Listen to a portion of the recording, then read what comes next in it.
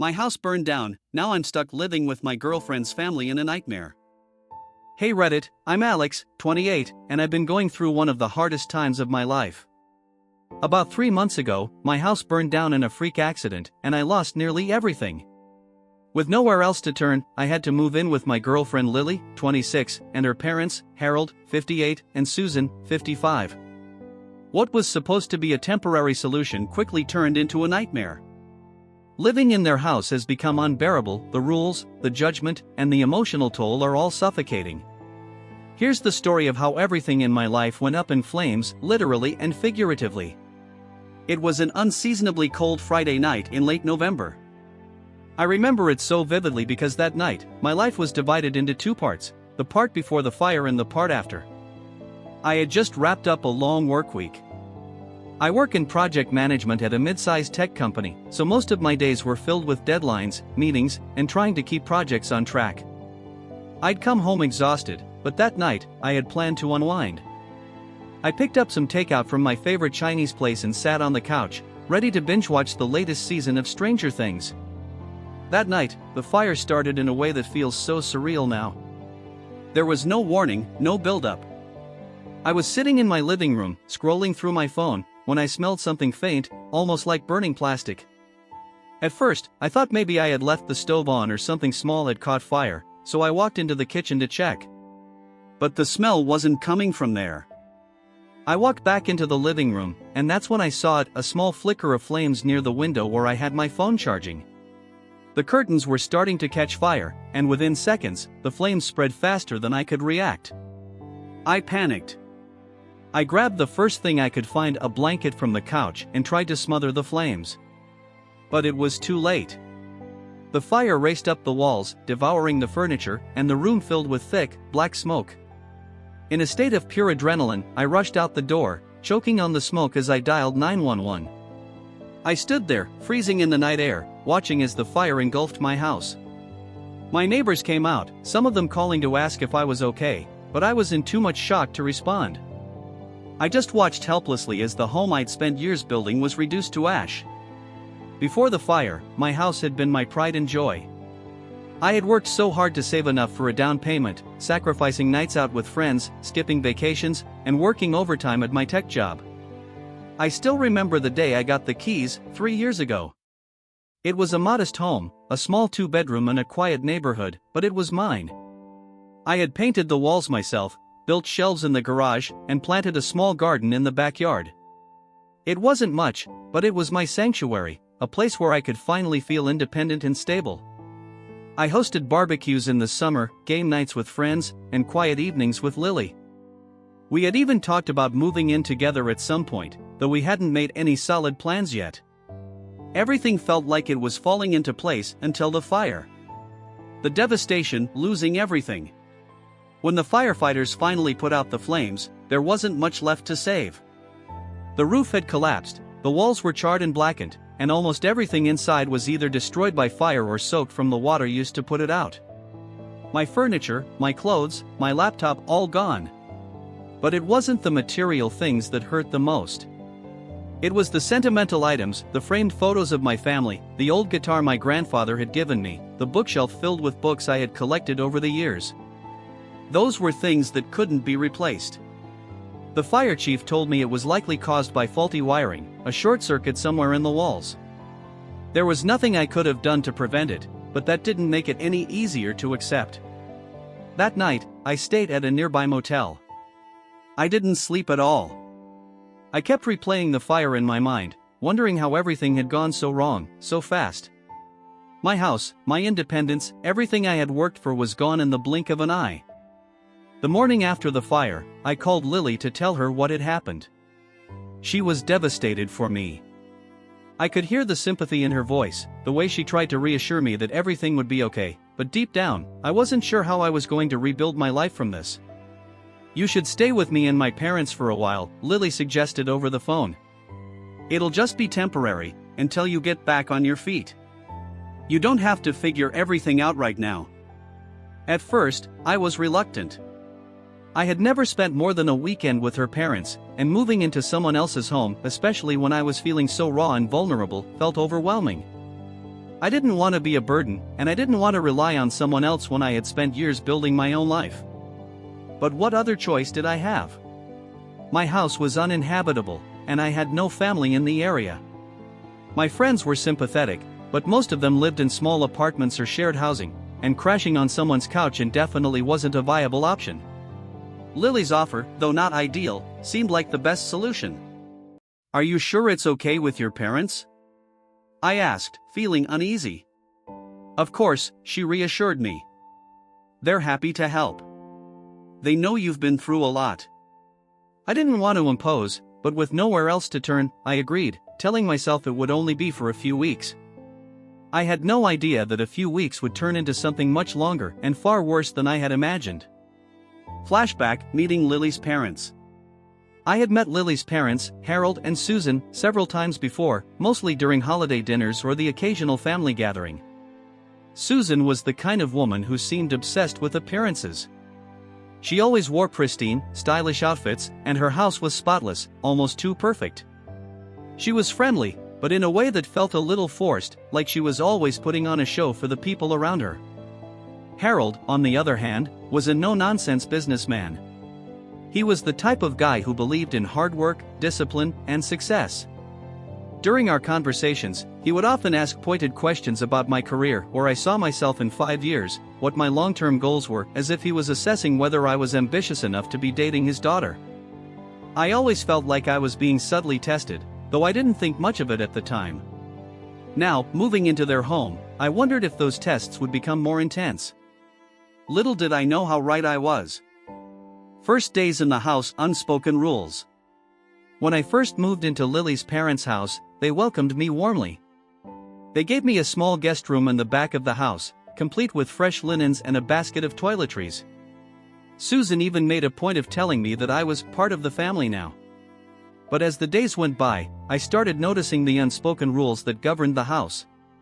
Meals were eaten at specific times, dinner was always at 7 p.m. sharp, and if you were late, there was an uncomfortable silence at the table. Susan was meticulous about how the house was run, as shoes were not allowed past the front door, towels had to be folded a certain way, and the upstairs bathroom was off limits because it was reserved for family only. It wasn't long before I started feeling like a guest who had overstayed his welcome. I tried to stay out of their way, going to work during the day and keeping to myself in the evenings, but no matter what I did, I always felt like I was being watched, judged. As if losing my home wasn't stressful enough, my work life quickly started to unravel as well. I had always been a hard worker, someone who prided myself on getting things done. But after the fire, I couldn't focus. I was overwhelmed by the emotional toll of losing everything, and the constant tension at Lily's parents' house only made things worse. I worked as a project manager at a tech company, overseeing multiple teams and ensuring that deadlines were met. Before the fire, I had been on track for a promotion, but now, everything felt like it was slipping through my fingers. One morning, I was called into a meeting with my supervisor, Tom. He was a stern, no-nonsense guy who had a reputation for being tough but fair. As I sat down in his office, I could tell by the look on his face that this wasn't going to be a friendly conversation. "Alex, we need to talk about your recent performance," Tom said, leaning forward in his chair. "You've missed a few deadlines, and some of your reports have been incomplete. Is everything okay?" I swallowed hard. I knew I had been struggling, but hearing it out loud made it feel even worse. "I've been dealing with some personal stuff," I explained. "My house burned down a few weeks ago, and I've been trying to get everything sorted out with insurance. It's been difficult." Tom nodded, but I could see the impatience in his eyes. "Look, I get that you're going through a tough time, but this is a business. We can't afford to have project managers who aren't pulling their weight. You need to get back on track fast." I nodded, feeling the weight of his words settle on my shoulders. I wanted to tell him that I was doing the best I could, that I was barely keeping it together, but I knew that wouldn't make a difference. In the corporate world, there was no room for personal struggles. Flashback: my career ambitions. When I first started at the company 5 years ago, I had been full of ambition. I wanted to climb the corporate ladder, to prove myself as a capable leader. I put in long hours, took on extra projects, and built a reputation as someone who got things done. My hard work paid off. I was promoted twice in my first 3 years, and I had even been considered for a management position. But now, everything felt like it was slipping away. I could feel the disappointment in my coworkers' eyes when I missed a deadline or forgot to follow up on an email. It was like I had gone from being the rising star to someone barely hanging on. Living in Lily's parents' house was supposed to be temporary, but as the days turned into weeks, the pressure started to consume me. Every night, I lay awake in the guest room, my mind racing with thoughts of everything that had gone wrong, losing my home, struggling at work, and the growing tension with Lily's parents. I started having anxiety attacks, something I had never experienced before. My heart would race, my chest would tighten, and it felt like I couldn't breathe. It would happen at random moments, while I was lying in bed, during dinner, even while I was at work. I tried to hide it from Lily and her parents, but it became harder and harder to keep it together. One night, I woke up in a cold sweat, my heart pounding so hard I thought I was having a heart attack. I stumbled out of bed and into the bathroom, trying to calm myself down. I splashed cold water on my face, staring at my reflection in the mirror. I barely recognized the person looking back at me. I looked exhausted, defeated. The growing distance with Lily. Lily noticed that something was wrong, of course. She was supportive at first, trying to comfort me when I was feeling overwhelmed. But as time went on, I could sense her growing frustration. She didn't understand why I couldn't just move on from the fire, why I was letting it affect me so deeply. "Alex, you need to stop worrying so much," she said one night as we lay in bed. "Things will get better. You just have to be patient." I wanted to believe her, but I couldn't shake the feeling that everything in my life was spiraling out of control. I felt like I was failing, not just at work, but in my relationship, in my life. And the more I tried to hold it all together, the more everything seemed to slip away. Flashback: happier times with Lily. Before the fire, my relationship with Lily had been strong. We had met through mutual friends at a party 3 years ago, and from the moment we started talking, I knew there was something special about her. She was smart, kind, and funny, with a laid-back attitude that balanced out my more serious, driven nature. We spent weekends exploring new restaurants, going on hikes, and just enjoying each other's company. We had even talked about moving in together someday, maybe getting a dog, and building a life together. But after the fire, everything changed. The stress of my living situation, combined with the pressure at work, was driving a wedge between us. If the pressure at work and the emotional toll of losing my home weren't enough, living with Susan and Harold was becoming unbearable. Susan, who had always seemed friendly on the surface, started crossing boundaries in ways I never expected. One evening, I came home from work to find that Susan had gone into the guest room where I was staying and tidied up. She had gone through my suitcase, refolded all of my clothes, and rearranged my personal belongings without asking. When I confronted her about it, trying to stay calm, she brushed it off like it was no big deal. "I was just trying to help," she said with a smile that didn't reach her eyes. "You've been so busy with work, and I thought I'd lighten your load a bit." I forced a smile, but inside, I was fuming. I felt violated. This wasn't about helping, this was about control. Susan wanted everything in her house to be exactly the way she wanted it, and that included me. It was becoming clearer by the day that, in her eyes, I was just another thing she could organize and manage. Harold's passive-aggressive comments. Harold, meanwhile, was no less overbearing. He had a habit of giving me unsolicited advice about my career and finances, as if I were a child who needed his guidance. Every conversation with him felt like a thinly veiled judgment. One Saturday morning, as I was drinking coffee at the kitchen table, Harold sat down across from me. "Alex," he began in that condescending tone he often used, "have you thought about what your long-term plan is? You're almost 30. You should be thinking about buying a house again, building some equity." I clenched my jaw, biting back the urge to remind him that I had a house, and it had burned down. But I knew that wouldn't matter to him. Harold didn't care about my situation, he only cared about the fact that, in his eyes, I wasn't living up to the standards he had set for me. The toxic family dinners. Family dinners were the worst. Every night at 7 p.m. sharp, we all sat down at the table, me, Lily, Susan, and Harold, and the tension was palpable. Harold would make passive-aggressive comments about my work, subtly comparing me to Lily's brothers, both of whom were successful doctors. "Brian's doing really well at the hospital," Harold would say, glancing at me as if to remind me that I wasn't measuring up. "He's been promoted again. It's amazing how far he's come." I would sit there in silence, trying not to let his words get under my skin. But every night, it was the same. No matter what I did, I was never good enough in their eyes. Lily, for her part, seemed oblivious to the tension. She would laugh at her dad's jokes, engage in conversation, and act like everything was perfectly fine. But I could feel the distance between us growing. She wasn't on my side anymore, she was on theirs. The breaking point came one Sunday morning. I had barely slept the night before, my mind racing with anxiety about work, my living situation, and my future. When I came downstairs for breakfast, Harold was sitting at the kitchen table, waiting for me. "Alex," he said, his voice serious, "we need to talk." I knew what was coming. I had seen the way he had been looking at me for weeks, like I was overstaying my welcome. But I wasn't prepared for the harshness of his words. "It's time for you to find somewhere else to stay," Harold said bluntly. "We've been more than generous, but this arrangement isn't working anymore. You need to get back on your feet." His words hit me like a punch to the gut. I had been doing everything I could to rebuild my life after the fire, but it was clear that, in Harold's eyes, I was nothing more than a burden.